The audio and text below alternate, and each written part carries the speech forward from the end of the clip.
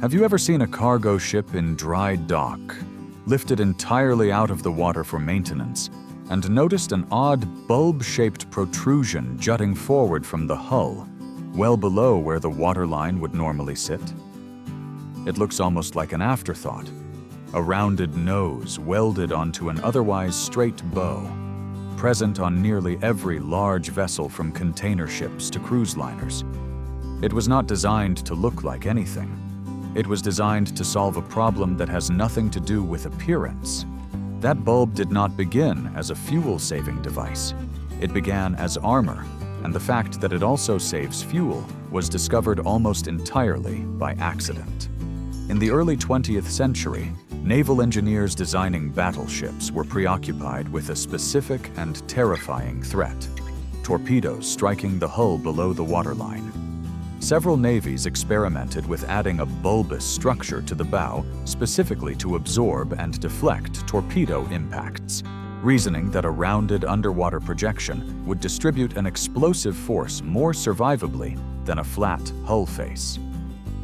This was the bulb's original purpose, tested across several major navies in the years leading up to and during the First World War. But here's the surprising truth. Naval architects testing these armored bows in towing tank experiments began noticing something nobody had designed for. Ships fitted with the bulbous bow were experiencing measurably less resistance moving through the water at certain speeds than identical hulls without it. The torpedo-resistant bulb was accidentally improving the ship's hydrodynamics. The explanation, once naval engineers investigated properly, came down to wave physics. As any ship moves forward, it generates a wave at the bow as it pushes water aside, and this bow wave represents wasted energy, water displaced and then left behind, rather than contributing anything useful to the ship's forward motion. A correctly sized and positioned bulb generates its own smaller wave slightly ahead of and out of phase with the main bow wave.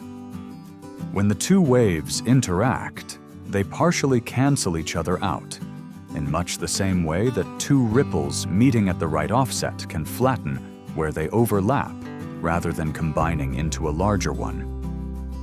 Think of it like two people clapping at slightly different moments, canceling out the sound of each other's clap rather than making it louder, a coincidence of timing producing less noise rather than more. The bulbous bow produces less wave rather than more resistance, and that wave reduction translates directly into less energy the ship's engines need to expend pushing through the water. So if the fuel-saving effect was discovered almost by accident during torpedo armor testing, why did it take decades for civilian shipping to adopt it widely? The answer, as is often the case in the transfer of military innovation into commercial use, comes down to the specific economics that made the discovery worth pursuing seriously. Naval architecture research from the torpedo bulb era was published gradually through academic and engineering journals across the mid-20th century. But commercial shipping had little urgent incentive to redesign hull shapes, while fuel remained relatively inexpensive. It was the sharp rise in fuel costs during the 1970s that made even a modest single-digit percentage improvement in fuel efficiency. The kind a well-designed bulbous bow reliably delivers at typical cruising speeds, suddenly worth the cost of redesigning hull molds across an entire shipbuilding industry. So the next time you see that strange underwater protrusion on a ship's bow, you will know it began life as protection against an exploding torpedo, and only later, almost as an afterthought to its actual purpose, turned out to be one of the simplest and most widely adopted fuel-saving devices in the entire history of commercial shipping.